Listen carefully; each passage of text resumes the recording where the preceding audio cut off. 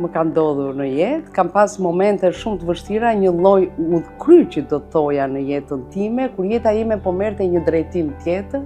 vajza ishte akoma e paritur, mua më duhej të zgjidhja midis dy burrave që doja. Në atë kohë fillova, u largova dhe nga puna e shtetit, e cila do të thoja ishte si një kostum që më rinte shumë ngushtë dhe doja të shpërtheja, doja të bëja botime, të kapërceja ato konceptet e ngurta dhe nuk kisha para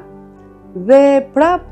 ja dola dhe ka qenë vërtet momenti im më i vështirë dhe sot them si ja dola, i nisa edhe biznesin e nisa të librit, e nisa me një biçikletë ku më rëzoheshin ato arkat e librave, ose më shkonte andej te humbja e kuilibrit, dhe ika edhe nga shtëpia dhe më duhet gjeja shtëpi me qira, ku të zotët e shtëpisë mbanin një muaj, atëherë s'kishte edhe rregulla të hiqnin, flija në zyrë në atë kohë. Unë mendoj që dashuria ka qenë gjithmonë shumë e rëndësishme te unë, po mendoj për shkak të diçkaje që unë doja,